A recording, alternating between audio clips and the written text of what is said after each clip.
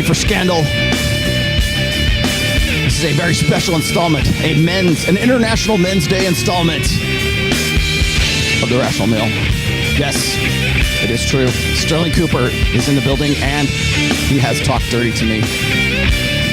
It's true. It's true. TMZ. Where's TMZ? TMZ. We need TMZ on the scene. So you guys know, an international man of mystery. I got this guy. There he is. And let me click over audio so you can come back in. There, that's for you. See? Treat all my guests with respect. Thank you very much. You're welcome. You're welcome. Oh. I have to bring on Stirling Cooper's theme music too. That's better. Yeah. Now I feel right at home. I looked at I dug this up just for your spots. I have certain little like sound drops and music for, well, of course you guys know whenever I bring John on, we always do the champ is here, but I figure that's more appropriate. So what's going on, man? We have not talked to each other since Tahoe. Since Tahoe, yeah. We were hanging out in Tahoe. We had too much fun in Tahoe. So that was a lot of fun, actually. I think you should move to Tahoe, or you should buy a house in Tahoe, and then you could be like a mountain bike guide, because you were like our mountain bike guide while you were there. I just freaking, I used to do that as a kid. Like every day when I got home from school, I just hop on my mountain bike and I'd piss off into the bush surrounding our house. Mm-hmm. And that was all I did every single day after school. And it was just like, it just takes me, I just love that feeling of like climbing up a really, really steep hill and then flying down after it. Yeah, that was fun, man. When we went we did a Powerline Trail in Lake Tahoe. Anybody who's from Tahoe knows what I'm talking about. It's actually a snowmobile. In the wintertime, it's where I take my sled, but in the summer and springtime, it's some pretty prime mountain biking area up there as well. And that's, I guess maybe they don't even, like, people don't even know the story. We went up to the I guess almost to the summit of that, and then we shot back down it, going back the other way. It was me, you, Justin, and Tom. It was a lot of fun too. Oh yeah, that was a good trip. That was good. I loved it, man. Wish we could have got the wave runners out, but it was bloody windy and bloody cold. I'll tell you what we'll do when you come to Miami. We'll go rent them. We should drive them around right there. Yeah, and speaking of which, in case you're wondering what the hell Sterling's talking about, I'm going to be in Miami the week of December 1st through the 5th. So we'll be doing some shows with you, hopefully right there in studio, and then on the casting couch. Yes, and I will be on. I guess I can make the announcement now. I'll be on December 2nd and 3rd with Andrew Tate and Tristan Tate, and you as well. I think are invited. I'm pretty sure. If nothing else, you'll be on the after hour show with us. I'm gonna be in the background listening in no matter what. So yeah. So there's the official announcement. I figure it's no secret anymore. So So what's the topic today? The topic today is talking dirty, and that was that clickbait. Yeah, it was. Was that thumbnail meant to draw you in, suck you in? Yes. Well, welcome. So in case you guys don't know who Stirling is, he is. Let's just say, how can I politely put this? He's an adult film star. He's in the business. He's been around. You've been doing it for what, 6 years now, right? It's 2016. 2016. So yeah, you've been all right. You've been around the block. So yeah, if you're not familiar with Stirling's work, you also have a YouTube channel as well, which is my other part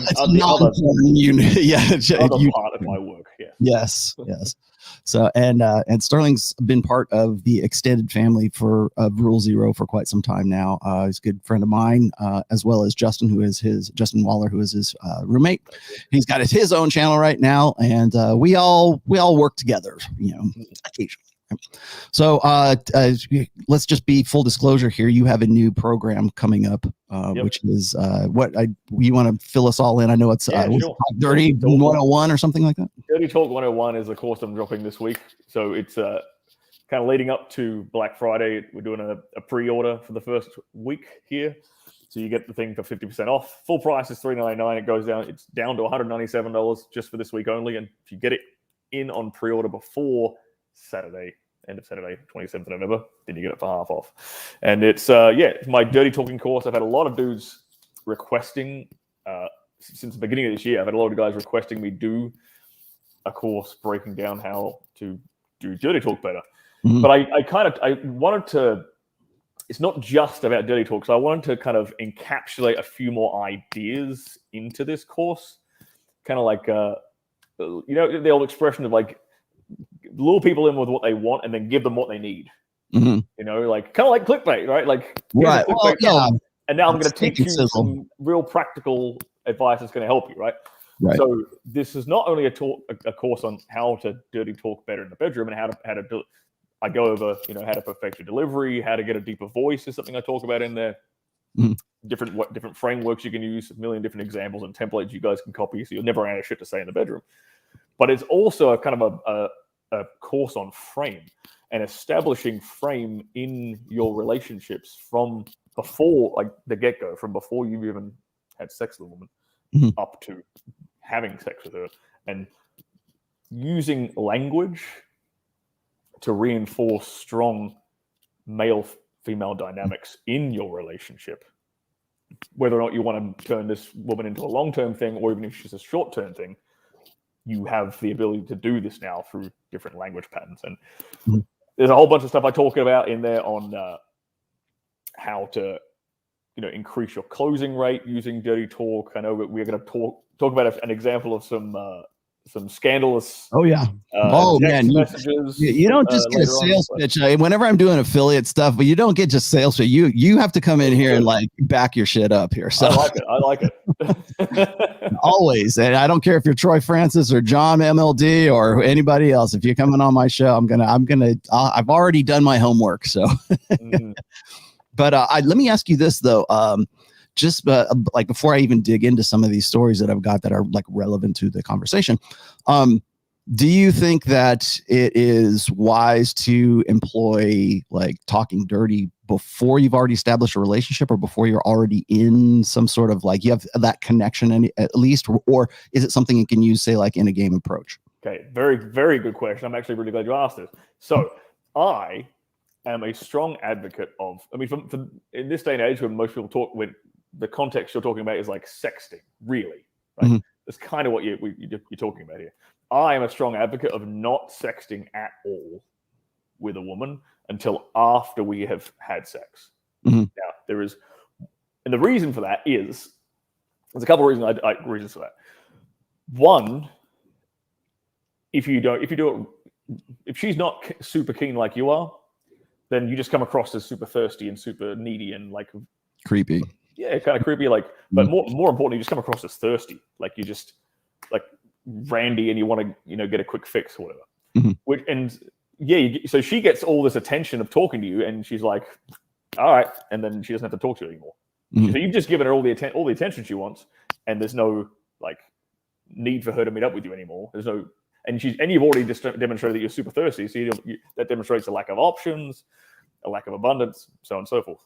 Now, the other thing I'll say to this is the even worst case scenario is you are sitting there sexting with a woman back and forth, and you're ramping up her emotions. She's actually getting into it, but you can't, like, the logistics aren't there for you to have sex that night, right? Right.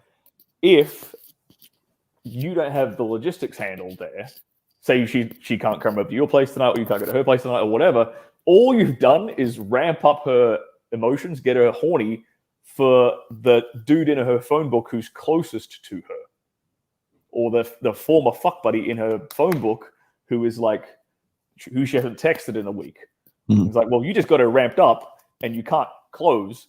So what's she going to do? She's going to hop on this thing and she's going to text him, and you've just made his job a lot easier. You just made his night, basically, by amping up her emotions, ramping up her, what we would call buying temperature, and then bam, he closed the deal. So I tell guys, like, the only exception to the rule of my rule of not sexting with a woman is if I know that I can, and I have done this, like, so I don't never ever sex, but I will only sext if I know that the logistics are 100% on and she's super down and I can close the deal that night. right? That's the only time I'm going to be sexting back and forth with a woman, getting kind of intimate like that in text before we've actually had sex. Now, after we've had sex, absolutely, I'll sex back and forth and do that kind of stuff, which is totally fine. And I'm basically using the exact same language patterns and lines and stuff I would do in person with her anyway. So it's the same thing. Do you think that in like sort of in the unskilled hands, you run the risk of like sort of coming off creepy or coming off as harassing or coming off as like sexual assault? Because one of the things that I've always I don't know, I guess locked horns with some guys in PUA, and I shouldn't even say that in black pill communities as well. It's like, well, if you did that, she would call HR for something like that. And I think now you've done a lot of hands-on work, let's just say, in a lot of your workshops and your programs. When we did the Rule Zero live online event that we had to do last year in October, I think probably your video or your workshop was probably the most popular, because I mean, you're bringing girls in, you're showing techniques, you're showing, here's what you do, right? I mean, it's like going to the seminar at like Home Depot, so like, here's how to like draw, hang drywall. it's like, it's right there. It's demonstrated for you live. And so it's nuts and bolts, and it's not like theory. It's just like hands-on. And this is what you do. I think that some guys probably get a little bit squirrely because they think that if they were to ever attempt to use like dirty language or whatever, that it's like the incongruence between like who they are, what they look like, how they're delivering it, how well, whatever their social intelligence is. I mean, let's be honest, is they run the risk of like coming off as like a harasser or assault or whatever. And they don't want to, first of all, they would barely ever even try something like that. But if per se, let's just say they got into that situation, a lot of them are kind of hesitant to do something like talk dirty to. I mean, guys even with their wives won't even talk dirty with their wives. Yeah. What do you think what has to be established before you can you can talk dirty to a girl? And my other question I got here on my notes is, do you think that women appreciate that? Do you think that they're into that? Do they like that? Like by and large, do you think they like that? To answer the second question first, yes, absolutely, they like that. Like this, because in this course, like I've got some examples I can show you guys today, like some video clips that are safe for YouTube. It's just me talking perverted shit, so there's nothing, you can't see anything. But there's a certain subset of like dirty talk language which will be universally well received by all women, and then there's a certain subset of more extreme stuff that maybe is a little bit degrading or humiliating kind of language, which isn't going to be every girl's cup of tea, but there are definitely some women who would really get off on that kind of language. So I teach guys that are every step of the way in this course. And the other part of your question, which was, okay, what does a guy need to do to start with? I actually break down this idea of like, what is creepy and what does that even really mean? And actually, in fact, I might even have that clip for you right here.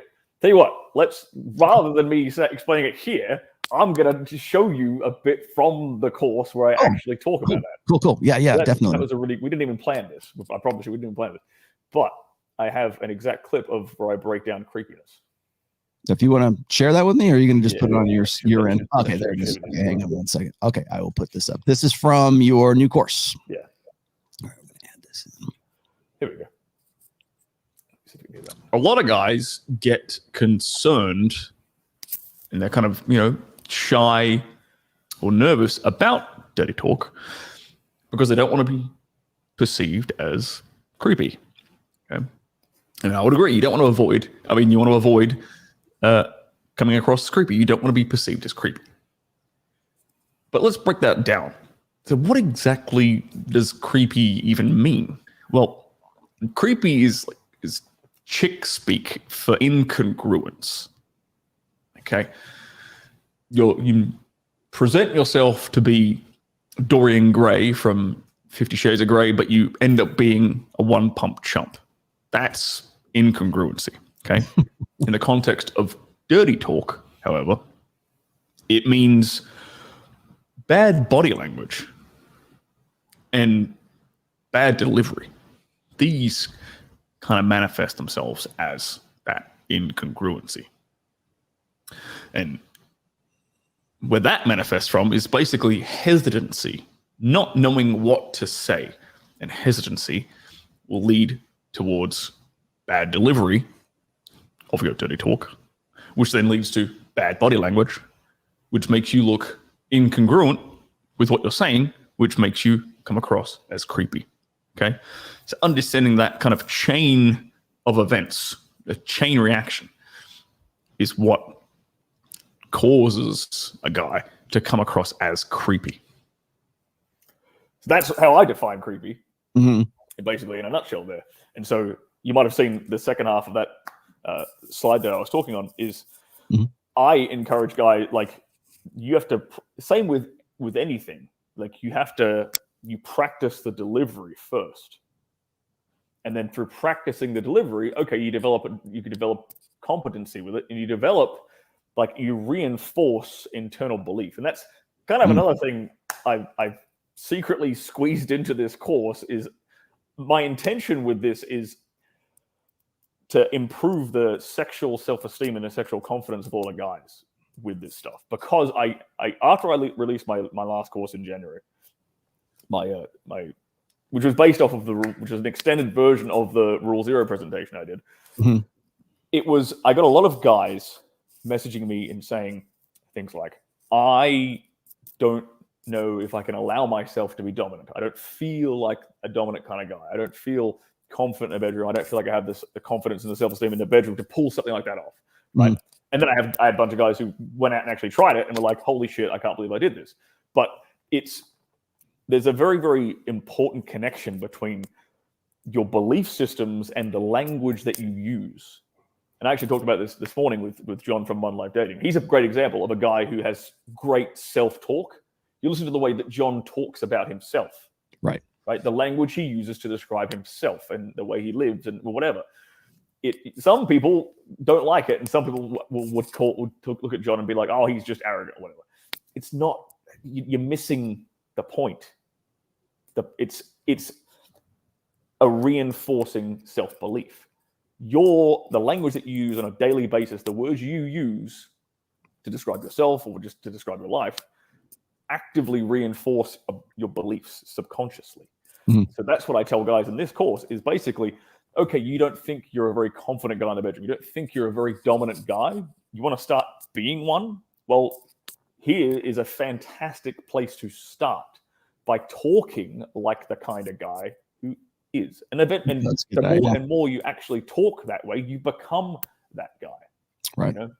No, behavior is really manifestations of like sort of your internal state when you think about it. Like when guys talk about like, I could never be a natural, or will point out like, and people give me grief all the time when I point this out. Like I can look at guys and say, well, that guy is definitely an alpha. He definitely has alpha behavior, but he's got blue pill conditioning. So he sort of applies that, for lack of a better term, alphaness in a way that he has been taught or conditioned to think that, these are the rules and this is the way I should be doing this. This is the proper way to do things, right? Some of the worst white knights you will ever know are blue pill. They're naturals, right? They're natural alphas, but they're still sort of locked into that blue pill conditioning, and everything is, putting women on a pedestal and that kind of stuff. So that's one thing. That's like like when people ask me about congruence, and that's really what we're talking about here, is like, if you're going to talk dirty to some girl like that, that's the behavior, that's the act, that's something that's like, that's the words that are coming out of your mouth, right?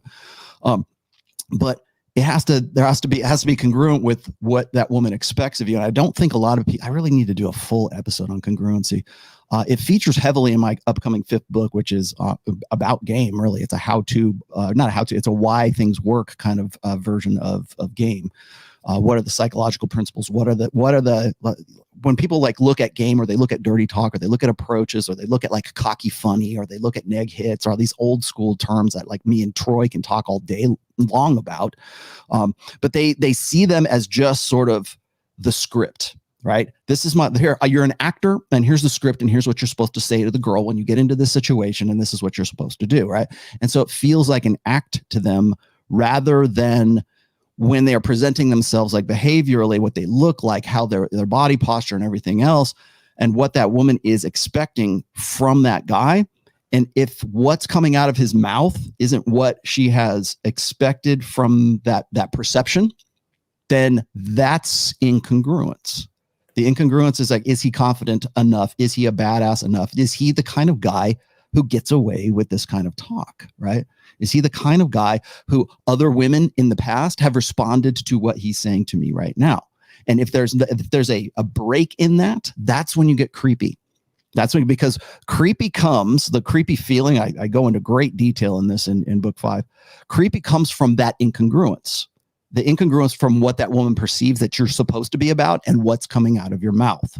So if a guy who is not all that good looking, is awkward, doesn't have the social intelligence to really deliver a line or even believe that he is the guy who should be saying that in the first place, what that represents to that woman is it's like a threat detection response is what it is. And creepiness is threat detection. When women are, like I said, the existential fear of women is to have hypergamy, have their sexual selection, have their mating choices removed from them in any way. And one sneaky way that guys have done for centuries now is to do an end run around that hypergamous filter, right? Or what women like to call their feminine intuition, is guys will try to misrepresent themselves as being alpha when they're really not, when they're really something else, in the hopes that like maybe she'll just fall in love with him, or maybe things will work out as a result of him, sort of posturing and building himself up. That's why men tend to overestimate women's sexual interest in them, and women tend to underestimate men's sexual interest in them. And so when guys are posturing, they're putting this stuff out. That's why we don't want like masculinity to be anything that is in any way authentic. It's always a mask that you're wearing. It's always an act that you're performing or whatever. But I'm here to tell you, and I've said this I'll say this till I die, is that masculinity, conventional masculinity, is authentic. It's as authentic as you are, as you will make that the acts of masculinity.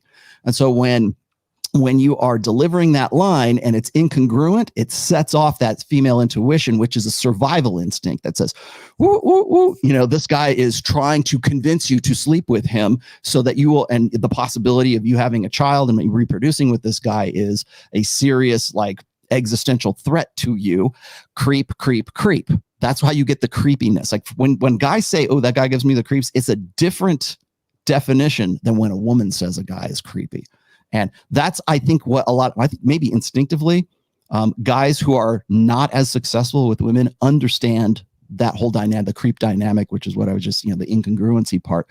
And that's why it's really hard, because a lot of guys will say, like, if I'm on Twitter and we throw out, you see this girl walking down the street, how would you open? And of course, what the first thing a guy says, I would never open a girl. I'm too cool for that. She looks make excuse after excuse after excuse. Tattoo on her ankle, I'm too cool, right? But what they're really saying is that they wouldn't know how to do that. They don't even attempt to bother with that. Well, she should open me, dude.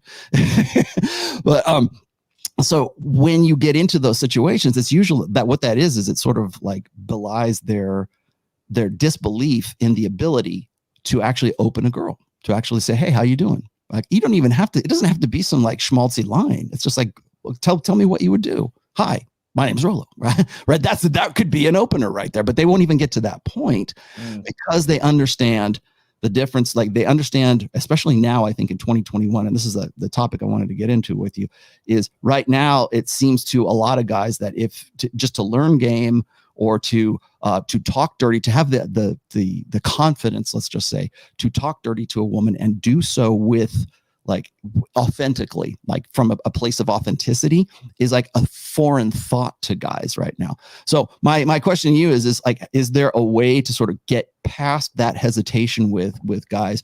Because what you're going to probably run into, and I'm sure we'll see this here in the comments at some point, is guys are going to be like, oh, great, you're going to learn all this stuff, and then you're leading guys to the slaughterhouse because you're teaching them to like say stuff that you're going to get, you're going to lose your job over, or you're going to get a sexual harassment charge thrown at you. What'd you say to those guys? Well, you're not going to get it if you're already if you're already having sex with a woman and it's consensual sex, then you whispering some sweet nothings in her ear isn't going to get you like a sexual assault charge. You know what I mean? Mm-hmm. And it's like, here's like the ultimate paradox for going along that train of thought as well, is I'll get, especially on my TikTok, like when I make a 60-second TikTok about like, okay, like try pinning a girl's hands down in missionary position one time, consensually, don't hold them if you don't want to hold them there, right? But if I say something like that on TikTok, the comments are 50-50 split between like women 100% agreeing with me and being like, oh my God, yes, that's so hot. I would love it if a guy did that to me. And I know this because I've seen it in real life. Like, you just do that one thing, pin her hands down like that, and her eyes light up and she gets all giddy. She's like, I've actually had a guy, I wish I had the email. I had a guy email me this just this week, was like, hey, I did that thing. Oh, let me just, my battery's about to die. Quickly plug that in, sorry. Hey, I did the hands pinning thing. And I saw this look in her face of her saying, like, her eyes said, yes, finally. Like, that's the look you get from a woman when you do something like that, right? But my TikTok comment on like a video like that is half women saying, yes, this is true. And the other half is dudes saying, oh, see you in jail, bro. Like, yeah, like that's a form of game. Yeah, defend milady's honor is a form of game. But the problem, the thing they don't realize is that I ain't getting a sexual assault charge. But the reason I'm not is precisely because I'm the guy doing this stuff to her. I'm the guy that takes the risk. I'm the guy with balls, with congruence, with confidence, obviously. But I'm the guy that gives her something that she ain't getting from anybody else. Stirling is the one who knocks. It's the dude who, like you said before, it's the dude from her work who overestimates her attraction in him that gets the creepy sexual harassment charge. You know? It's not the dude that she's like going to bed with and is eagerly on her knees sucking away for. Like, that is the guy that's getting the charge. So if you're already in a sexual relationship with her, then just by whisper, and I give like some really basic tame like examples of how you can stimulate a woman's emotions, really, because this thing here between her ears is her biggest sexual organ. That is what we really, whenever even when we do some more extreme things in the bedroom, like BDSM and you know, whips and chains and bondage and stuff, it's not necessarily like there's very few things really in the bedroom that's purely the physical act that is actually getting her off. Obviously, with the exception of anything your penis is doing. But all these other things, they're really just tapping into this. They're really just playing with her mind, with her emotions, with her psychology. And that's fantastic. If you have the ability, you don't have to have like the best, like be the most athletic dude in the bedroom. You don't have to have the world's biggest schlong. If you can just whisper some crazy shit in her ear, not even crazy shit, but just whisper some erotic stuff in her ear, bam, you've just taken her sexual experience from like a 5 to a 9. And you become that guy that she brags about to her friends at brunch, you know? Right. And I'm glad we're doing this on International Men's Day. Hooray. Yeah. Because part of my job now is, and my goal is to really like wake up this kind of more raw, dominant masculine energy within dudes, because the Western society has just pussified so many men, and it's just from childbirth, it's just taught dudes to be, like, I think someone quoted you in the chat here a minute ago, like they treat men like defective women, you know? Right. And there's just, whenever I get a message from a guy saying, "Oh, I'm not a dominant, confident guy. I couldn't do that in the bedroom. I couldn't be that in the bedroom." Well, dude, it's in here. It is in there. You've just covered it up with all this bullshit programming, you know. And it's time to start peeling back those layers of bad conditioning and getting back to the core of what makes men, you know. And that's, in my opinion, that is being dominant and being the leader. Stefan Naylor, thanks for this comment here. Even if it's not a super chat, I don't care. This sounds ever looked at Ross Jeffries' old stuff? Yes, actually I have. And his older stuff, like back in the 90s, was pretty decent as far as the linguistic side of things. Remember, a lot of these guys, like the old school guys, like Ross Jeffries, whom I've met on a couple of occasions, his claim to fame was like neuro-linguistic programming, right? Yeah. Using the right words to convey feeling and to instill emotion. And a lot of the early PUAs picked up on that as well. I think even, I mean, when RSD was still doing PUA, that factored in quite a bit. It's leaving that woman with an emotional association with you. And it didn't even necessarily have to be good or bad. It was just like an association, right? So if she's like, oh, I hate that guy. Like even that right there is still, I mean, why is it that women have an attraction for guys who are like incarcerated, criminals, right? Like the Boston Marathon bomber has like a teenage fan club, right? Nicholas Cruz, who's probably going to have the death penalty pretty soon. He's got like women who want to have his babies, right? And well, they're damaged. Those women are dead. No, they're not. But they're all still women. And for however he did this, even the guy, what was the guy? James Holmes, I think, who was the guy who was the shooter in Aspen, Colorado, in the theater back in, I think it was early 2000s or so.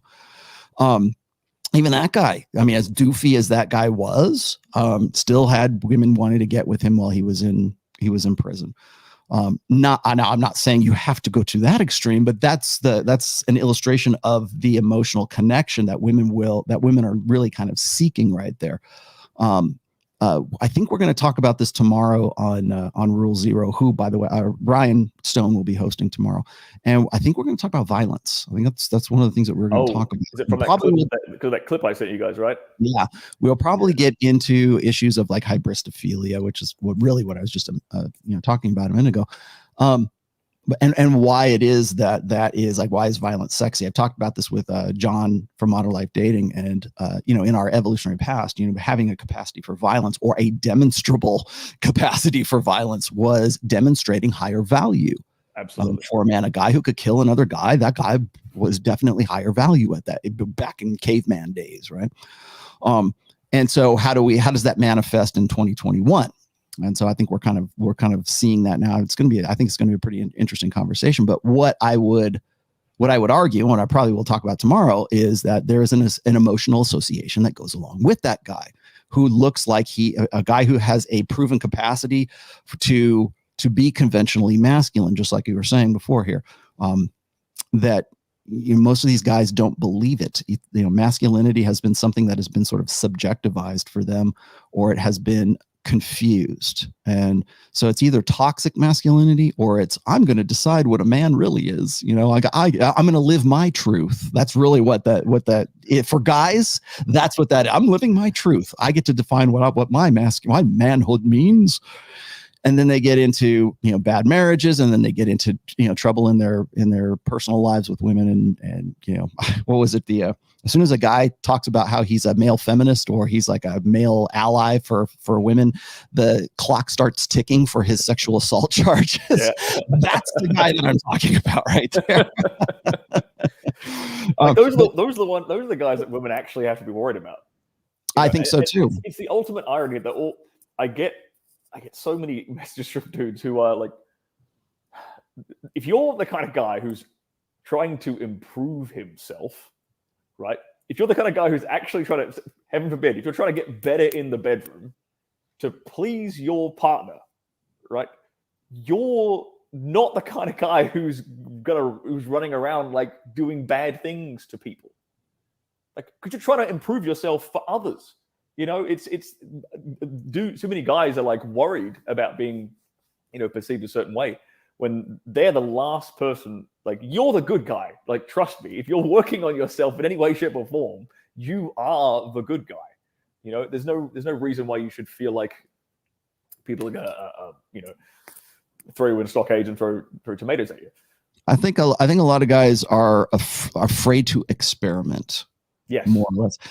Guy, I don't care if you're married for 10 years or if you're a guy who's just trying to figure this kind of stuff out and trying to educate yourself on. And God forbid you be a guy who really wants to understand how to have a better relationship with somebody. However you want to use game, however you want to use the red pill. That's why I always leave it up to guys. I'm not here to give you prescriptions, but however they want to use that. Most guys, especially if they're married, the first thing they hit me up is like, how do I get my wife to have sex with me again?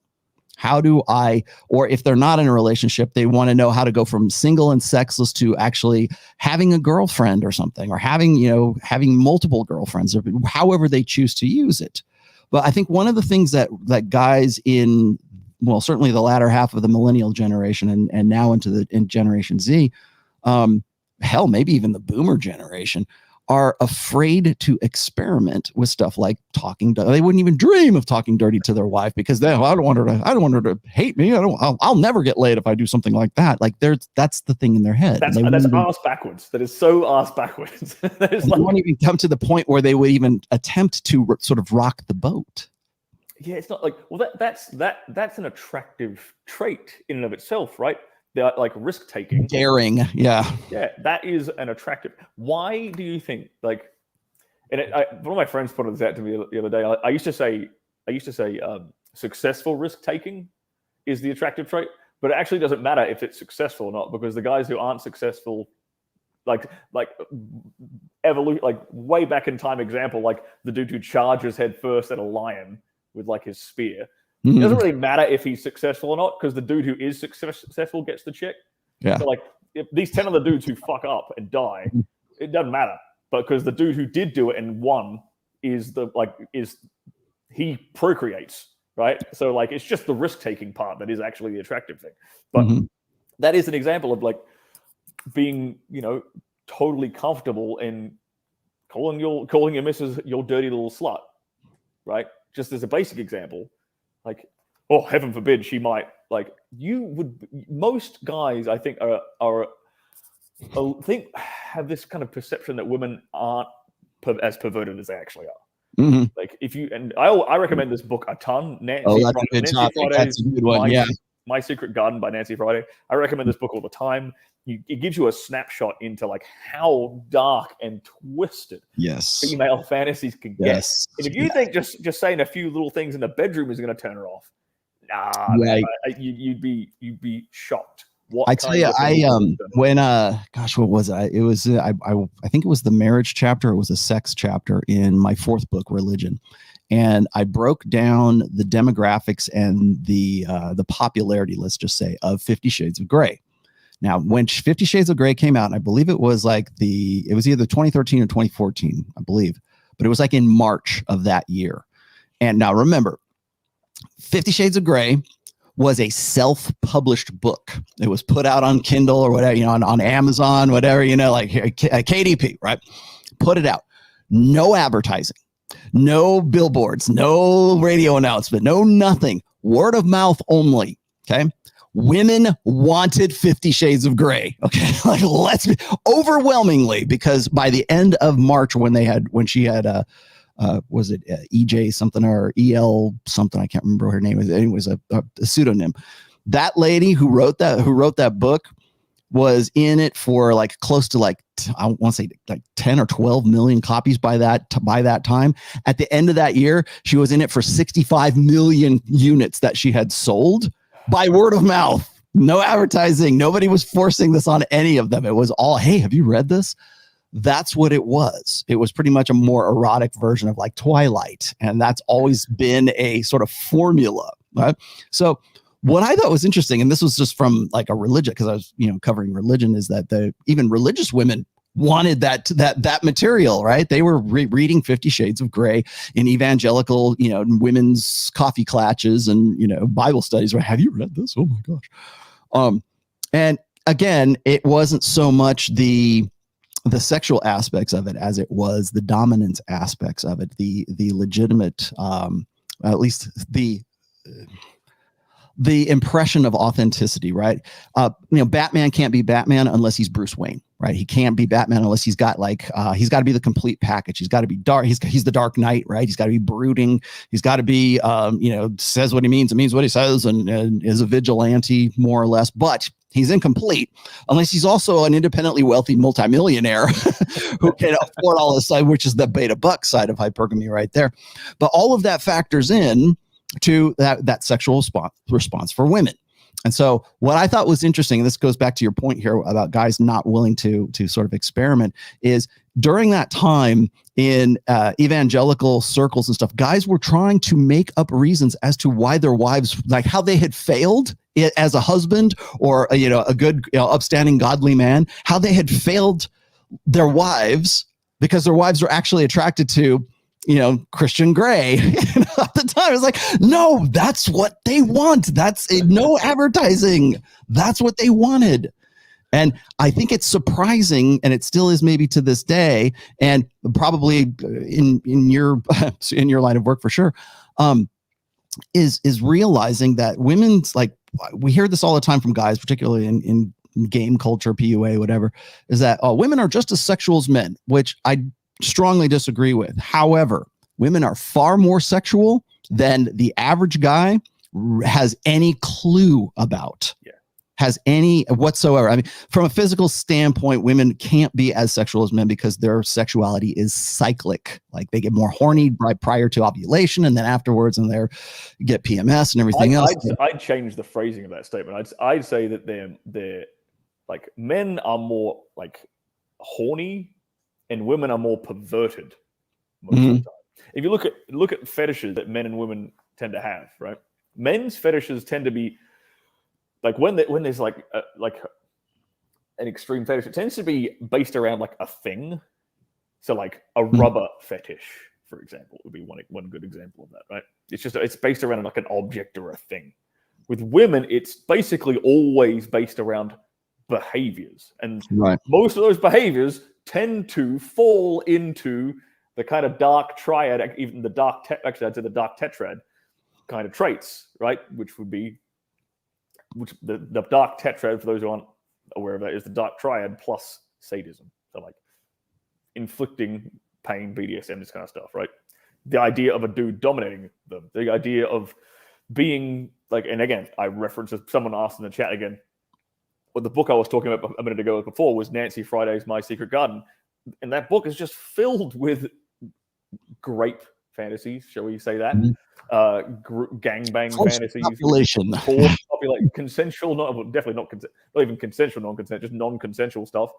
Like being taken, being coerced and forced into something, being blackmailed. There's a lot of blackmail fantasies in that too. And all this stuff, what's the kind of common thread with all this stuff? It's losing control, losing power, relinquishing power, and being taken, right? And this is stuff you can tap into up here. You see, you can take a woman on this emotional roller coaster ride during the sexual experience just through the words that come out of your mouth. I could describe a scenario to my partner in the bedroom. Doesn't mean she actually has to do it, but I can take her there emotionally. I can give her the same way she would get off by reading a Mills and Boon novel or 50 Shades of Grey or whatever. That exact same reason that is attractive to her is the same reason why me whispering some perverted shit in her ear, getting her to imagine some future scenario where I'm going to tie her up and leave her in a corner and make her watch me fuck another woman. And I actually have an example of me saying exactly that, if anyone wants to see it. I was going to ask you, what are some of if you can give us some examples too. Let's watch that one, because that one's that was one of my favorite ones. Hang on. Which one's this one? Yeah, I'm going to show the demo 3. Here we go. Now that I just said it, I'm going to show you exactly me doing that on screen. And this is totally PG. There's nothing, well, it's not totally PG, but it's not, it's YouTube friendly. Okay. It's all right. We're probably not going to get this one monetized anyway. So, okay. Let me add this in here. Yeah. So this at the very, very end of this course. So I have like my bunch of different modules, and at the very sort of going over all the theory and explaining everything to guys. And at the very end, I've got like a 15-minute straight clip of me with this young lady, just 15 minutes straight of me just dirty talking in her ear, and then bringing her to climax, bringing her to orgasm at the very end of it. And this just so you guys can get an idea, an understanding of exactly how powerful words are. You might want to crank your volume up a little bit, guys.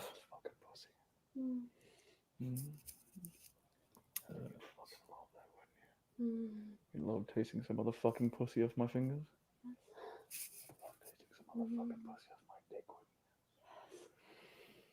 What if I just fucking tied you up in that corner over there?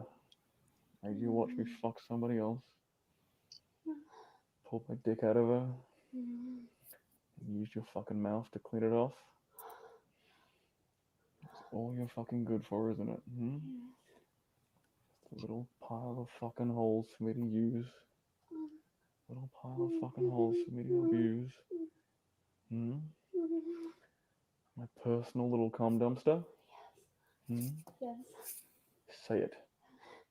Your cum dumpster. Ta-da! There we go. That's what you're getting, boys. That's an example of like, okay, that's kind of degrading, you know, a little bit degrading, right? And it's like, it's not like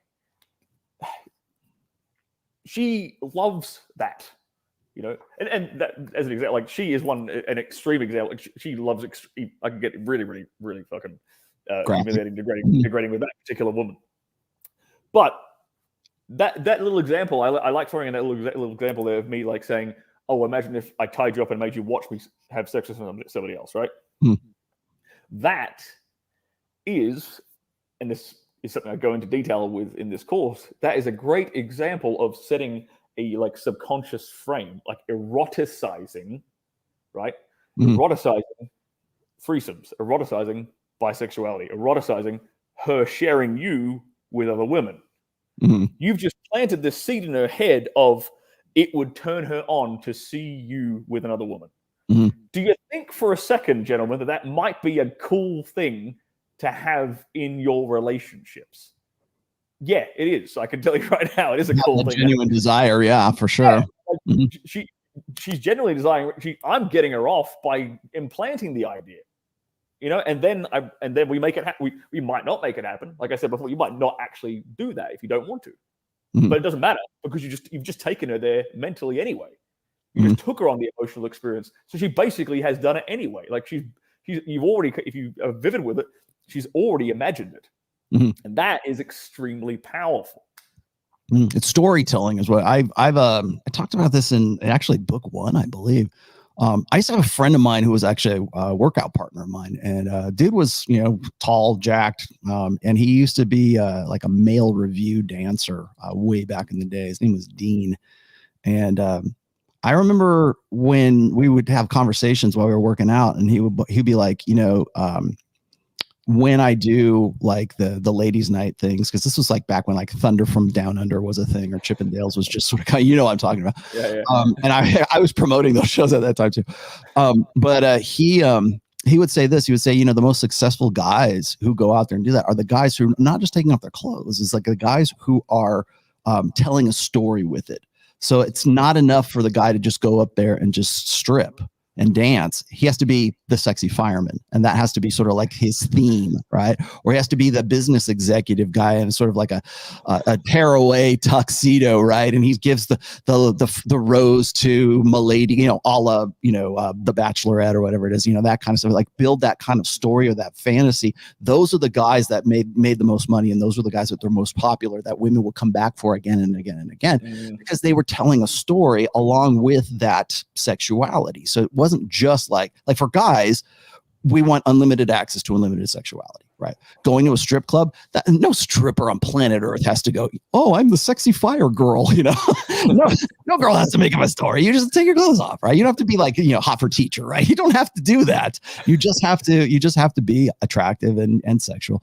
For women, it's a different thing, because they've got to have at least the sense that it's not just about the visceral sexual act. It's Batman he's a superhero, but he's also a multi-bajillionaire, right?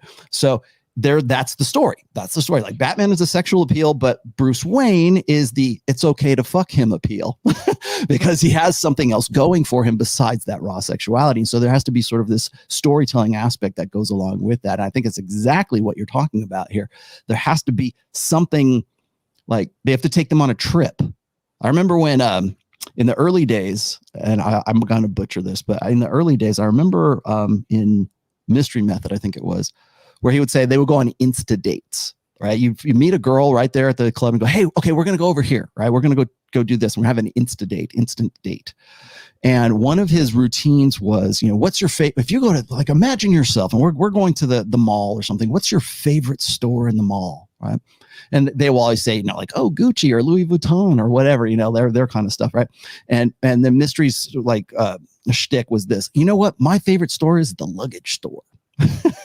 And then, of course, what he would do is he would lead into this story about how luggage represents this ability to go on these trips to, like, Morocco or or wherever, these really exotic locations. And so what he would do is he would take these girls on a trip in their brains, like pretty much what you're doing, not in a sexual sense, but in this sort of, I represent that association with the emotion of adventurousness, or I have this this connection, let's just say, to that particular emotion. When you see that guy, that's what you're going to associate with him. And so telling a story is probably one of the best ways that you can do that, especially if you can pair it up with sexuality. That's how you get 50 Shades of Grey. I've got this. As I said, I do my homework here. I don't know who these chicks are. I'm going to show you this video, and I'm going to let you sort of opine here, because I think what a lot of guys are going to do is they're going to look at this and then go, oh, brother, look at these two guys. Rollo's 50 some odd years old. I don't know how old this guy is. What the hell do they know about any of this stuff? Well, first of all, you have your background. But second of all, I also want to be able to sort of pick apart stuff like this, because there's women who will say, I love it when a guy talks dirty to me, right?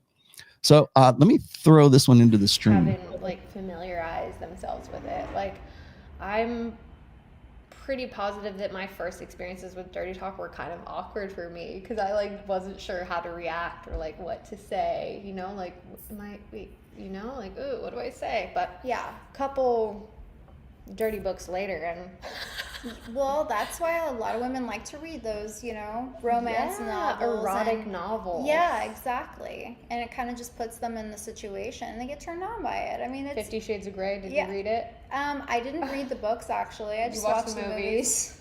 The books are way more intense than That's the what movies. I've heard. Yeah. I only read the first book, and then I was just like, it was so dirty. It really was. It was just a lot more descriptive. And I feel like the movie had to be toned down probably for, America. Yeah, of course. Everything has to be toned down and not too inappropriate here. Yeah. But yeah, dirty talk can be super hot. And I feel like it can either fucking bring you way up or bring you down. Bring you way down.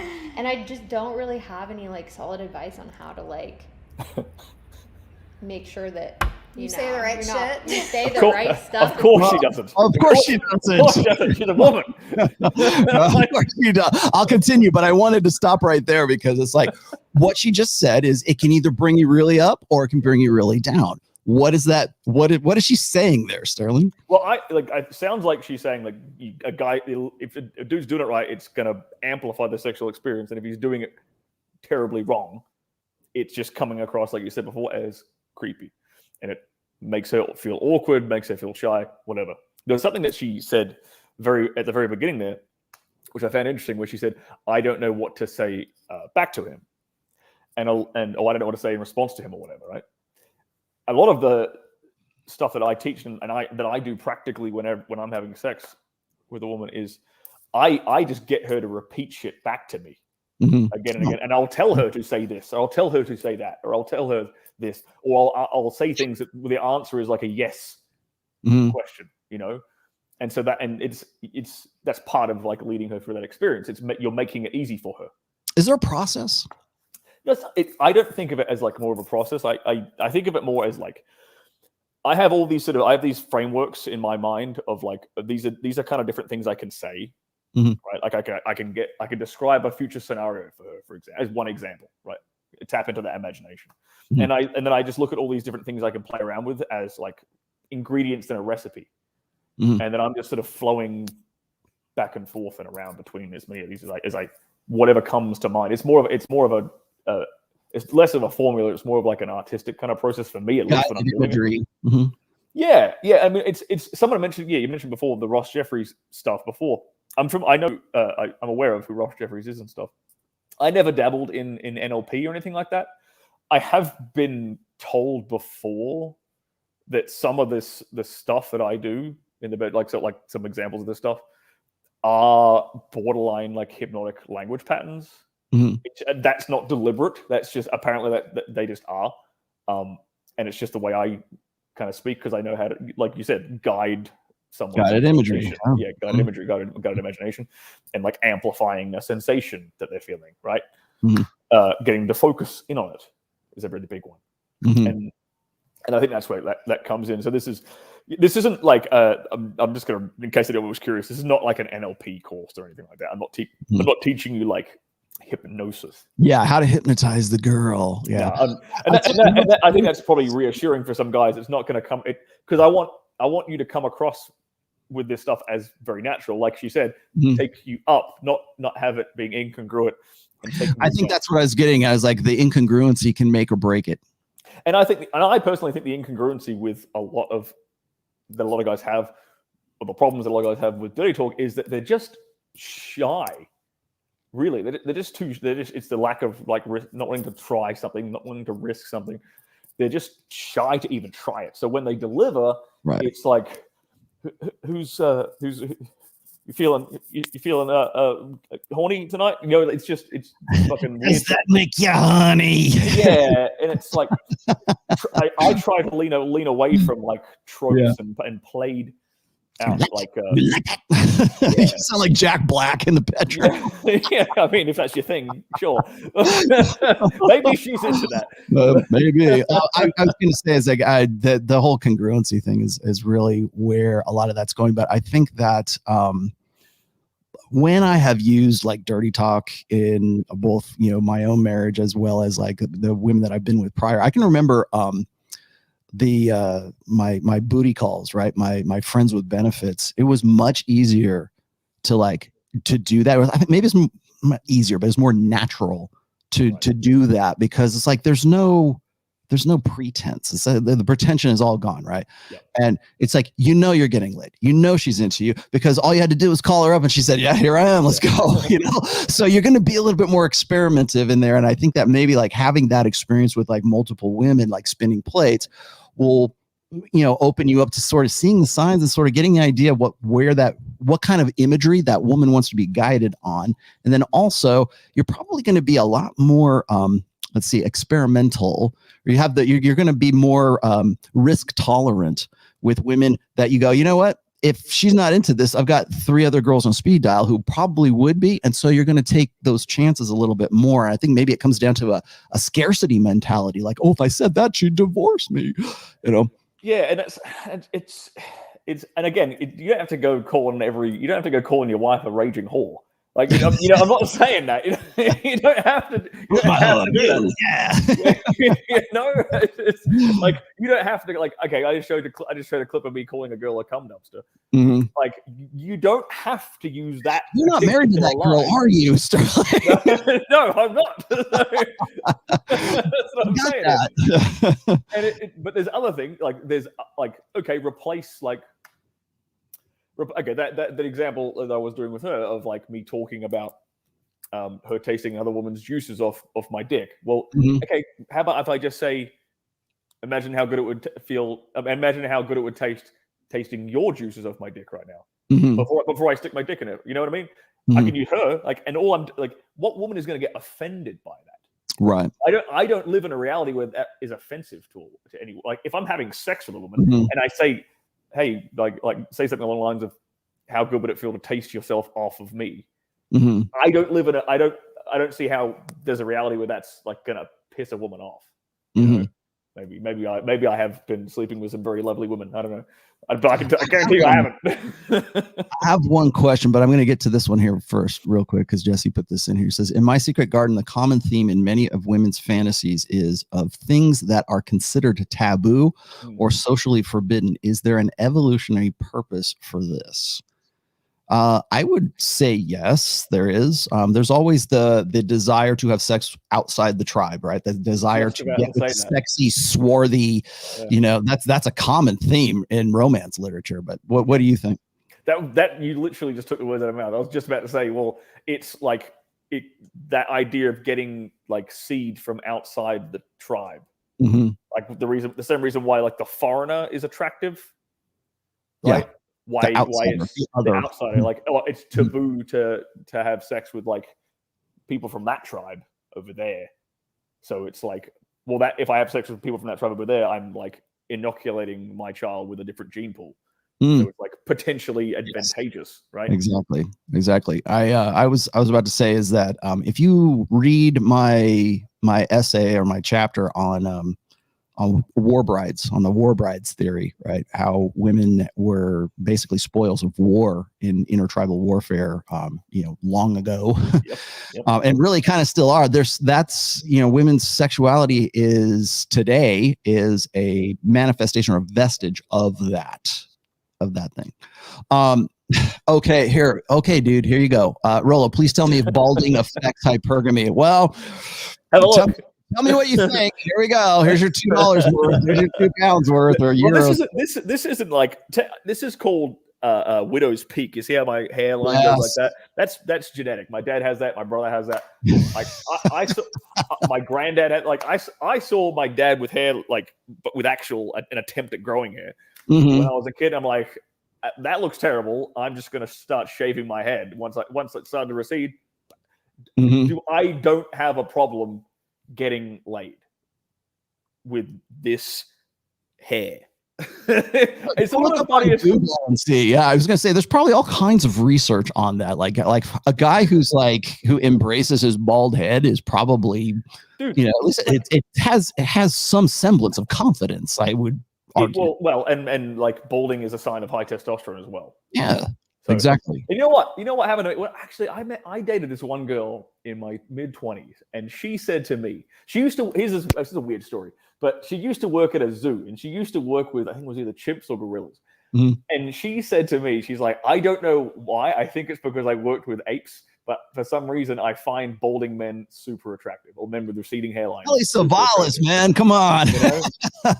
I'm like, all right, cool, whatever. Like, but that was just it. It's like, I've seen this question whenever I go on other people's podcasts and stuff. I see a question like this about balding, like, well, how do you handle going bald? Like all the time. And honestly, I am not lying when I say I have never once in my entire life given a shit that my hair is balding, and I have not given a shit that like I've not cared what anyone else, let alone a woman, thinks of me being bald. Like, I like it. Like, I wish I didn't have any of this. It'd be way easier to cut my hair. Now I got to shave the fucker. Yes. And for people who are going to ask me, yes, the ponytail is real. It is that long. Is Rollo's hair thinning?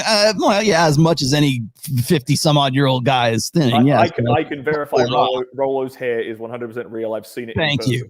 You've seen it in person. Not a wig or anything. How come you always wear a hat? Because I got these fucking things on all the time. That's why it screws up my hair. If you want to see me with no hat on, go to my Instagram. There's plenty of pictures right there. There you go. Happy. And yes, there will come a day where I will probably be just as bald as Stirling, because at some point I'm probably just going to shave it all off. If what's his name, Matt Heafy from Trivium can pull it off, I think Rollo Tomassi can pull it off too. But I've had very short hair. I've had very long hair. So it's like I'm a chameleon, man. I go through phases. Yeah, this is my long hair phase right now. So let me put these girls back in, because there's a little bit more to this. I think it's kind of funny. Let me add the right time. Yeah, I feel like maybe, and I know we've said this many times, but like communication, it is like maybe some people feel weird about communicating about that, but it's like, yeah, I just feel like it's necessary to like kind of feel out what the other person's into, what they're not into. I feel like communication is huge, and I've been in a long distance relationship before where, oh my God, I mean, honestly, that's like kind of the perfect opportunity when you sext and dirty talk that way, because you get to really feel it out. You really do. That's like a lot of fun. So I feel like when I think, and that's a good way to communicate too. I mean, you can dirty talk throughout the day with your significant other, and that can turn you on too. Kind of set the mood for later. Yeah. That kind of backs up what you were saying about creating that emotional connection throughout the day, but you have to be careful with that, right? Because you don't want to set her up for like the guy that she's going to get with rather than you. Well, exactly. That's why I have the kind of rule that I don't do that unless I've already had sex with the girl. Mhm. And So- she's supposed to like in my rotation. Do you think that's a good idea? Do you think that's a good idea? I mean, I don't think I even thought to ask you this. Do you think it's a good idea to like ramp things up throughout the day, like via text messages? Or do you think sexting is a form of dirty talk, or should it be something where you're like, yeah, I can't wait to see you tonight because I'm going to bang you real hard? I'll see you after work. I've definitely gone through long periods in my life where I would like do when I had like a few different like girls I was seeing, especially if they were kind of new and we had great fucking chemistry together. Then like during the daytime I'd be dropping little bits and pieces like leading up to seeing her. So I've absolutely used that as like, and then the door opens and you're ripping each other's clothes off. Like there's no need to like ramp things up, like because she's like you are both already on the same page. And then the moment you get to her place and the door's open and it's bang. So I definitely use that as a great like it's like a foreplay tool, But again, I was going to say I have done that before, so it's like it's this sort of build. Now, within reason, let's just say, okay, because I've got another example of here of why it should be just within reason, but. Blue Pill Unplugged says, does the dynamic of getting with a guy outside the tribe relate to women cheating in a marriage more, make that more appealing? Yeah, I would definitely argue that. I think one of the reasons when we talk about like, we were just talking a moment ago about the evolutionary aspect of women wanting to get with a guy who is sort of like out of their culture, out of their race, out of whatever. Again, remember a lot of that desire or that curiosity even is a vestige of the war brides dynamic. It's well, none of the guys in my tribe are really I'm really hot for because they're either too old, they're too young, or they're too beta, or they're all married, they're already paired, whatever. And this guy, this swarthy outsider who just waltzed in here, I just came across the other day. He seemed like a good match, but it's the taboo sense of it. Sure, absolutely. But the reason why it's taboo is exactly because of that dynamic. It's a tribal dynamic. It's like these are our values. These are the things that we do in this tribe right here. And if you go outside of those, then that's taboo, right? Yeah, of course there is. Let me put these girls back in again. This was pretty good. Yeah, set the mood for later. Well, I'm sure there's a lot of like dirty talking texts and FaceTimes and Zooms going on right now. Yeah. Literally as we speak, for a lot of people that are in long distance relationships, or a lot of people who can't be together right now because of just the current world status. But yeah, dirty talk. I feel like if both people are really into it, it's just it can be so hot when you're just super descriptive, like tell the other person like what feels good, what what looks good, like just really just like milk that whole process. Because like as a woman, or for me specifically, like I like to hear that. Me too. We like to hear it. It makes you feel fucking good. I think it really it makes everything better. Yeah, it does. It does. It does. It makes things feel better, and it's just like all those things connected, like the sounds that you're hearing, the smells, the things that you're feeling. When all of those just complement each other, it's kind of perfect. So more dirty talk. Yeah. There you go. If that's not an endorsement, I don't know what is. Look, she mentioned you touched on something there, like the smells and the sights and the sounds. Like you can amplify all of these emotions, all these sensations she's feeling, just by describing them to her, making her focus on them, paying attention to them. I don't know what you got to do is just whisper some shit in her ear, and it's it's again like the biggest hurdle that a lot of guys have with this is they're too self-conscious to try, and they don't know what to say. Yeah, that was my next thing, is a self-conscious aspect of this, because every time I have done a show on like sex, like the actual sex act, right? One of the comparisons I always make is like one of the only times a lot of guys and women as well, the only time you kind of like drop down into that animal instinct is when your clothes come off and you're banging the girl. It's like suddenly you turn off your your self-consciousness, or you turn off your rash, certainly for guys, turn off your rational mind, right?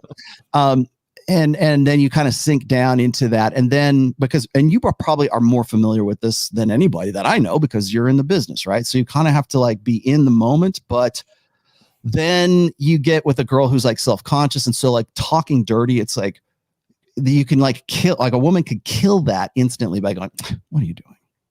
Let's bring it back up to the rational level rather than the sexual animal level that we're going to really get into and really enjoy. We're going to forget about all the pretense of like who we are and what our identities are, and we're just going to be like, we're going to be about having sex right now. The only other time that guys do that, by the way, is when they're fighting other dudes. When you get down to the point where it's a life or death fight, or if you're on the subway and somebody's trying to knife you, you're an animal at that point, and you're sinking down into that as well. And that's when guys sort of, give over to anger, and the guy who's going to win that fight is the dude who is going to be the more animal than the other guy. And I think that between, like, say, maybe this is a connection between sex and violence, is that we sort of drop down into that visceral animal thinking, not really thinking, like feeling and instinct. And instead, and I think that guys today get uncomfortable with, or they get self-conscious with saying, I'm gonna taste my juices off of my finger, with that kind of stuff. That's I think maybe something in the back of their head, they go, what am I saying? Well, I don't think that should at all. I'm just like, this is you're in the moment because you do this. Because and what you'll find, guys, is like, especially once you find a rhythm, like once you find your style, right, of dirty talking, you're gonna. It's also a tool for like not only turning her on, but also turning yourself on, because you're gonna get more into it. Right. Like, it's hot. Like, you'll get off on it. It's like, I'm saying this shit to her, she's getting aroused. Fuck yeah, I'm getting aroused. It's this feedback loop. It's really fun. It's just awesome fun. There's something you mentioned a second ago I want to bring up, and it was this idea of like, I think we've said this before on your show about like fucking the consciousness out of her. Yes. Really, when you're with this kind of, with more dominant aggressive sex, you're really fucking the self-consciousness out of her, and you're doing the same thing by tapping in to her subconscious with your verbal game. Because she might be sitting there, she might be concerned or in her head or whatever, because you all this stuff helps to snap her into the present moment and amplify the emotion she's feeling in that moment with you, rather than being in her head thinking about the groceries, thinking about the kids, thinking about like whatever else. Laundry after this. Yeah, exactly. She shouldn't be thinking that shit. There shouldn't be any room for her to think that shit. Right. And there's two ways of doing that. One, you just pound her into oblivion, so she cut into a puddle, so she can't think right, straight, right? And the other way is to tap into her mind and direct it, right? Women are really women want to have sex with guys who can control their emotions and perceptions of reality. That's really what you're doing with this stuff. Is you literally just jumped in the driver's seat, grabbed hold of the steering wheel, and been like, all right, we're going this way. And you're telling her where to go with it. And I think it's once you've seen what you can do to a woman with this stuff, it's really quite fun. You don't want to go back again. It's like crack. Let me catch up to some of these here real quick. Mitch says, thanks, Rollo. My ex-girlfriend was positioned to nail me down and live out her alimony and child support fantasy.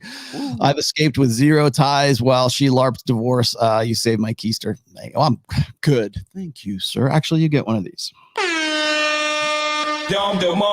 Just because that was it's hey, where everybody gets one today. It's International Men's Day. International Men's Day, yeah. Actually, this was the one I wanted to get to here. CS, he says, does vasopressin, oxytocin, and dopamine delude human beings into believing in love? Now, watch how deftly I weave this into today's theme. When you're having sex with that woman, right after she gets off, hopefully you're the one getting her off, right? And we can argue about like the sort of evolutionary function of like why women still have orgasms, or what's the purpose of a female orgasm, right? Because it's not necessary for reproduction. However, it is necessary for pair bonding. And that's exactly what you're kind of getting after here, CS. And this goes back to what you're saying a moment ago, is if you can keep that woman in that emotional state for that long. She gets off, and then afterwards, when she's coming back to her senses after you fucked her senseless, right? That's when the vasopressin, oxytocin, and the dopamine kick in, and that's when it's like, what do I mean to you? You know, like that's when you have the talk afterwards. That's when can we be official on Facebook now? And so does it delude human beings into believing in love? Well, that all depends on what your definition of love is. Is it some sort of esoteric, ephemeral, cosmic thing? Or is it an emotion that you experience because it's meant to keep you pair bonded with that woman? Well, it depends. Yeah. Does it delude you? No, because you are feeling love for this chick. She's feeling love for you, and you just got off and it was great. But can you separate the emotional aspect of sex from the actual sex act itself? Men can. Women have a much more difficult time to do that. And that goes back to what you're saying about like making that emotional connection. Because for women, especially, and then maybe you know that, I don't know if I've ever asked you this question before, but when I make comparisons as to like why it is that women put so much more emphasis on the emotional aspect of sex, my answer has always been this: is like, from an evolutionary perspective, women have to find a reason to have sex with you, right? They have to, it's like, okay, he has to be Batman, sexy and hot, but he also has to have the backstory. He's also got to be safe to fuck because he's a multi-bajillionaire, and things are going to work out fine if I just play my cards right. So there's that emotional side. That's one of the reasons why men get off more on pornography, whereas women are kind of like, they need the story. Like I was saying about my stripper friend who was my workout partner, talking about the most successful strippers have that backstory to them. The reason why that backstory is necessary is the same reason why romance novels are so popular, and they don't change the theme. They don't change the template. 50 Shades of Grey is no different. It was just at the right place at the right friggin' time, and it said the right things to the right women, and it was huge. And we're still talking about it in 2021 right now. But the theme and the template for that has not changed, because women need that emotion. They need that emotional association with that guy. So when we talk about how women, like if women have like lots and lots of sex partners, then they're sluts, right? And guys don't, like, we have a natural innate sort of, let's say, revulsion response, but certainly a hesitancy response to get with a stereotypical slut, right? But why is it that guys who have a lot of sex are superheroes? Well, because those guys are the guys that other men want to be and other women want to bang. Clearly, because they're the guys demonstrably getting laid all the time. So therefore, women give their, stamp of approval on Stirling Cooper because he can make a living off of doing this. So in that sense, people say, well, it's a double standard. Yes, it is a double standard. And it's a double standard because men and women do not approach sex the same way. Women approach it from that emotion. They have to have that emotional investment. You have to meet a few of the criteria on that laundry list of prerequisites for a woman for her to invest herself emotionally in you. So is it that women can't make that disconnect? Of course they can. They work in pornography. I'm sure they do it all. I'm sure Kiki Cloud does not fall in love with every dude that she has sex with. Okay. I should certainly hope not. Right. But it's a different experience. So when guys can separate themselves from the sex act and their emotional investment, whereas women have a much more difficult time of that. My question to you is this: is using dirty talk or owning her mind, owning her emotions, fucking the sense out of her, as we were just saying a moment ago, do you run a risk of having her over invest in you as a result of that, thanks to vasopressin, oxytocin, and dopamine? Do you worry about those things? Certainly not when you're doing a shoot, but like in real life. Well, I don't see why that's a problem. Why wouldn't I want every woman I sleep with to be obsessed with me? To be the alpha, so you'll be the wheel.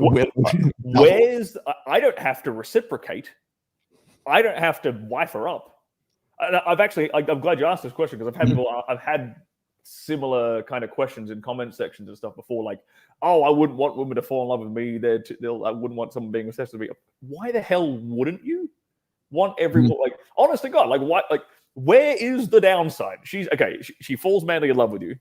The one downside I can think of is, like, after sex, she's like rolls over and like, so what are we? Okay, that's the one downside, right? But if you can get around that question, right?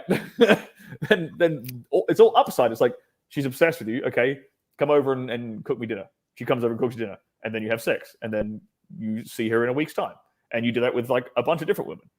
I'm failing to see the downside for having women fall madly in love with you. I really am. Let me get to this one too. This is a pretty good one too. Vince, thanks for this. Societal taboos in regards to overtly communicating about sex seems like that contributes to a lot of the barriers when it comes to dirty talk. Do you think so? Societal barriers. I don't think Western society really has much taboo about talking about sex. Yeah. Like I think Jesus. Certainly not in the age of OnlyFans. Yeah, man. Like OnlyFans is a household name. We do not have a problem talking about sex. Like feminism made sure about that. Like liberalism made sure that you've got women protesting naked everywhere all the time. Yeah. It's their primary agency. Yeah, I mean that's how women get attention from guys, is they show their boobies, right? Yeah, and if anyone's like afraid to talk about sex, it's dudes. Dudes are the ones that are really afraid to like be open and honest and truthful. I think so too, and I think that's primarily. I mean, because I see nothing but like honestly, maybe it's just my social media, but like my Twitter, my YouTubes, my TikToks, all the time I'm seeing women talking about like sex and how much the things they like and they don't like in the bedroom and stuff like that. I see that everywhere. I mean, especially on a platform like TikTok, for example. But I don't see dudes doing that very much. Yeah. But yeah. How come I can't get $100,000 a month off of OnlyFans? God damn it. What a standard that is. Blue Pill Unplugged. Revving a woman to the point that an hour later she asks how she wound up in that physical position is a huge ego boost. Why not push the boundaries? Exactly. It's sex is fun, guys. Like you should be having, you should be having a lot of fun with it. And if there's one thing I want people to take away from what the stuff I teach is like, at least have a hell of a lot more fun with your sex life. Good Lord. Okay, even if you like your relationship's going to be better. Yeah, you're like the frame in your relationship's going to be way better and stuff. Yeah, you're going to be getting her off, but you're just going to have a lot more fun with it too. Like there's no, like, I don't know any man who doesn't enjoy seeing his woman orgasm. I've never heard of such a man. Really, I've never met a guy who's like, oh, it's really boring when she screams my name out. Like, said no man ever. I have I've got this story. You already knew I was gonna come up with this, but this is somebody sent me this morning. Actually, I'm kind of glad you did. Thank you, whoever sent me this. It says, read the very raunchy text messages Tim Payne sent to a female colleague behind his wife's back before falling on his sword as Australian captain, now Australian cricket captain. So this is the breakdown here. Australian cricket captain Tim Payne has quit following a shocking sexting scandal, right? The 36-year-old has led the Australian team since Steve Smith was removed. The Tasmanian tearfully resigned in a press conference on Friday afternoon. Nice little bit of alliteration there. Yeah, you like that? Well done, journalist. The raunchy text message Australian text cricket captain Tim Payne sent to a female colleague, sparking his shocking resignation, has been revealed. I'm about to show you this. I want you to tell me where he went wrong. Okay, I can already tell where he went wrong. You can tell this already. The married father of two from Tasmania has led to the team since the Sandpaper Gate scandal in 2018, is under investigation by the Cricket Australia. Payne, 36, sent a photo of his penis to a female co-worker along with a stream of lewd text messages, many of which are too raunchy to publish. Here's one of them, okay? I like good girl, but this other one sounds interesting. When I'm good, I'm good. When I'm bad, I am brilliant. Brilliantly bad. I will think naughty thoughts about you whilst we watch TV. I'm cracking. Ha ha. Naughty thoughts like what? I'm about to give something firm a pull. Sorry. I'm getting ready for work. It's a big day for us kids. Will you want to taste my blank? F me hard. F me. I'm seriously hard. That's very close to what we just watched a minute ago here. I thought we were resting our hands. I can't resist them when I'm this hard. Need to ease the tension. Finish me off with those lips then. And is this the dude? I guess Australia's father is married to his wife. Okay, so this is his wife. Wow. Scroll up. Let's see his face. Look at this. Let's look at this dude's face. Hang on a second. Anyway, now look. The giant mistake he's made is he's not there in person with her. No, she's not a bad piece of ass. Australian cricketers, they get top tier. They get tail. Yeah, I was gonna say. Like Australian cricketers are like the NBA. Like the NFL players of America. Like they get. Like I'm unfamiliar with this whole thing. That guy's like the Tom Brady of Australia. Okay, that's the kind of vagina he's getting. But the mistake, okay, I don't know. It sounded like he was just texting with this coworker. It doesn't sound like they'd had an affair. Yeah. There's his problem. Like he hadn't actually stuck it in her. Like here's the thing. Like if he'd been having sex with her, I mean, it's also we've got the fact that we've got to factor in a whole bunch of shit that the average man watching this does not have to worry about. He's a celebrity.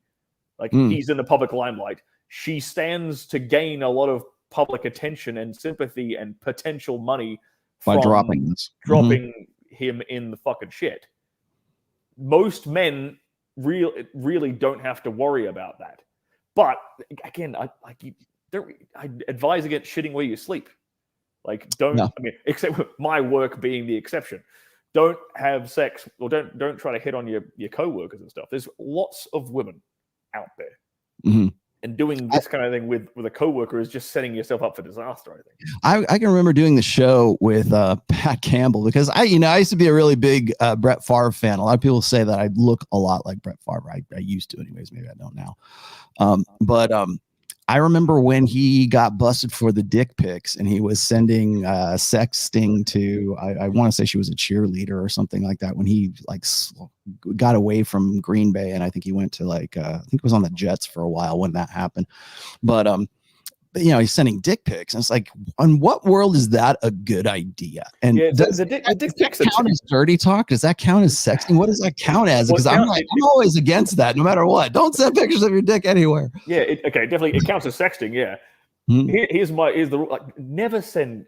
Okay, I don't send dick pics. And my dick's everywhere on the internet. Like, they want to see it, they can Google it. Get it anywhere I want. You're like my God. They can get access to it whenever they want. I don't need to be throwing it out anymore. But the thing, so there's a couple of things here. I actually did an entire video on this specific topic on my my channel. But I'll try and summarize it here. So she doesn't have the reason why. Okay. If a girl sends me a picture of her tits or a picture of her ass, I'm like, yay. And I think most men would be, yay. This is great. More of this, sure. So keep them coming. But we're far more, I don't even want to say we're far more visual than women, but for the same reason that men like pornography, right, is the same reason that we would like to receive that kind of shit from women. When you send a dick pic to a woman, if you have never had sex with her, she has no relationship to that particular penis. That's true. So there's no. Here's what you're getting. It's just a penis. It doesn't actually. No. She has no connection to it. It doesn't mean anything to her. However, after the fact, after you have been in a relationship with her, after you've been giving her a good dick and down, sometimes they ask for dick pics. Right. In that case, fine. Go ahead. Whatever. She wants it. She's asking for it. Cool. Why does a woman ask for a dick pic? I mean, other than the fact that it's like future blackmail material, but there's that potential. Well, maybe she's like in a long distance situation. She's not there with you presently. She wants something to masturbate to because she has an association with that penis. Or she's showing it to her girlfriend and saying, "Ladies, this is what I'm getting." Right. Or there's the potential for bragging. Here's the foolproof, 100% guaranteed better option than sending a dick pic. This also applies to again, I wouldn't even send this to a woman you're not having sex with. But if you are having sex with her, this is a better picture to send. It's the gray sweatpants morning boner picture. So wearing gray sweats with morning wood obviously showing, and just like a selfie in the mirror, like morning. Thinking about you. That is because I posted a video about this. I had so many women backing this up, being like, yes, 100%. I think I said this to Donovan Sharp once, and he was like, "Man, that's like some black man game or something." He was like, "That's like a trick that black dudes do." I don't know. I've never heard about it that way before. Mm-hmm. But it's like, here's why that works. There's imagination. Like there's mystery there. There's like she knows what the dick looks like, but it's like she can imagine her perfect dick in the sweatpants. She just sees it behind the curtains. Yeah. There's still it's not all revealed. So imagination can come into play. That's why that's way better than just the Thank you, Sterling. Because the number one, after the fallacy of the one, I think it was the second chapter in my first book, is imagination. Right. And there is no better tool in your game, pickup artist, whatever, sexual dynamics toolbox than a woman's imagination. If you can stimulate a woman's imagination, you've got it made. You're halfway to genuine desire right there. Absolutely. That. I got this one here, Joshua. We'll finish up here in a second. I constantly get shamed on TikTok by women and get canceled when talking directly in a sexual context. They totally trap you. How do I avoid this? Stop taking the bait. Don't put it on TikTok. Yeah. How about that? What did he say? He said like that. Can you bring it up one more time? I just want to see that last sentence again. I get shamed by women and get canceled when talking directly in a sexual context. Are you talking directly in a sexual context to them on TikTok? If that's the case, then that is retarded. Yeah, I mean, TikTok. You're not going to get you're not going to have sex with her through the phone. Like, how do you think this is going to work out? I sometimes worry that that we become so sort of desensitized to social media right now that we tend to think that we have more anonymity on it than we actually do. Oh yeah. And then I've said this from day one. It's again something else in book one. I have a chapter on there called buffers, and one of the reason why I called social media and texting and everything a buffer. I'm not saying it's like bad. I mean, your text game is actually something, right? But when you have an over reliance on it, it becomes a buffer against rejection. So it's like, well, I can't actually talk dirty to her when I'm face to face, but I can certainly text it, which honestly, I think that's exactly what happened to, Tim Payne here is like, he got too comfortable texting all this stuff, thinking that, I'll trust her. Literally, Tim Payne is trusting this chick with dick pics, first of all. And then second of all, trusting her with his career and everything that he's built up to that point by putting that out there. And I think when you get to that level of comfort, even like Brett Favre doing that, he probably just didn't realize, hey, I'm Brett Favre. What's going to happen to me? That's going to happen to you. Yeah. There's a comment here from Power of Chi. I'd like you to bring that up on the screen to prove that I am correct. Okay. At 5:32. It's about gray sweatpants. Power of Chi, where'd it go? I'm looking at it here. You put the just under George Orwell. Is it down below? Which one is it below here? Did it just come in a second ago? Yeah, it's pretty recent. 5 minutes 32. No, before that one. Okay, hang on. Oh, is it this? Oh, here it is. Is that one? Yes, this one. Okay, I received a gray sweatpants from my ex years ago. It worked. Ta-da! Sterling knows what the hell there you go. Right there in your face. What I tell you. Oh man. What else do I got here? Thank you, Rollo, for recommending the Sex God Method. Have you read that book? I've actually never read this book, and people have told it's weird because I've had a lot of people reference this in connection to my stuff. And honest to God, I've never ever seen it or read it. I'd heard of it a long time ago, but I never picked it up. And it's good. Apparently we resonate with all of the similar ideas. So that's good. It means that like when you have, I think I use that as like a litmus test for advice. Whenever you see similar advice coming from different unrelated sources, right? Confirmation. It's confirmation. Like, okay, yeah, these two dudes who don't know each other have just said the exact same shit. That's fantastic. Yeah, exactly. All right, let's wrap up here. So your registration for this course now, what is entailed in this besides the videos that we've seen? We've already had a few samples here. Thank you for that. Free samples on International Men's Day. Free samples. Yes. So what does it entail? What's the and breakdown? What is the registration? And of course, you can go and get on board here with the link that's in the very first link in my description below. Yep. If this is something that you want to be involved in, and you probably get to talk to Stirling Cooper as well. Yeah. So what do we get? I signed up. See, this is you jump in now, and it's on pre-order this week until the end of Saturday, 27th November. So you get it for half price up until it launches on the 27th of November. So if you want to take advantage of that, the full price is $399. So right now it's at $197. So you save yourself a couple $100 and that. So if you like saving money and you're keen on the idea, go get it. Mm-hmm. This course is over 3 hours of material. Like I said, I break down how to deliver better dirty talk. I explain in detail the concepts of being creepy, coming across as incongruent, how to avoid that, how to create good, strong frames which are beneficial for, if you want them, longer term intimate partnerships with women. I give you a ton of different frameworks to work with for building your own dirty talk, or you can just rip my lines verbatim. I show a ton of stuff like that.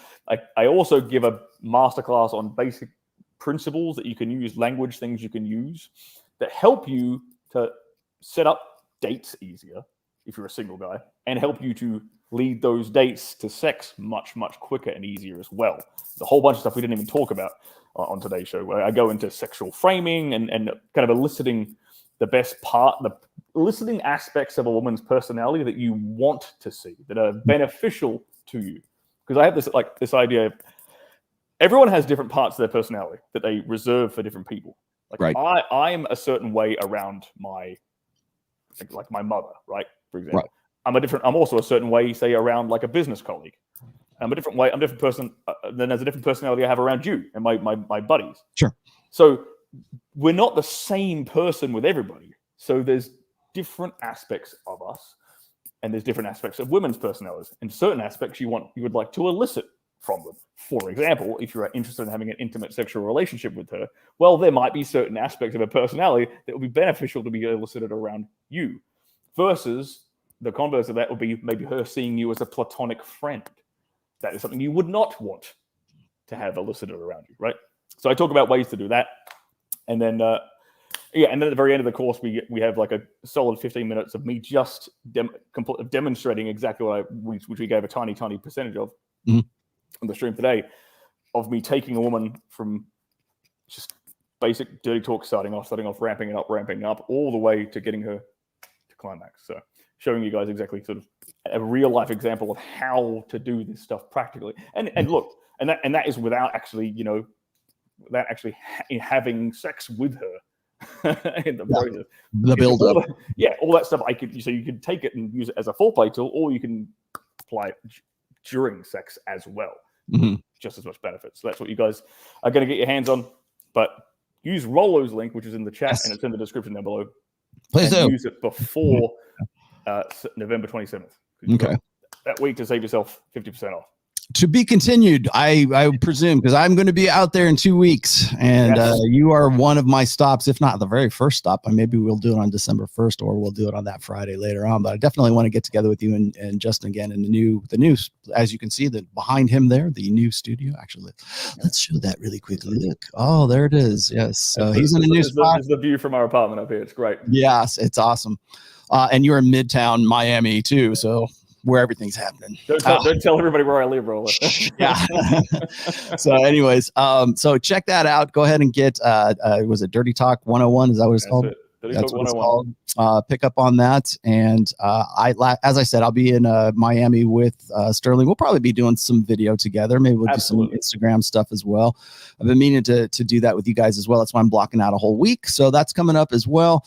And again, tomorrow, Ryan Stone is going to be hosting Rule Zero on his channel, so go check that one out.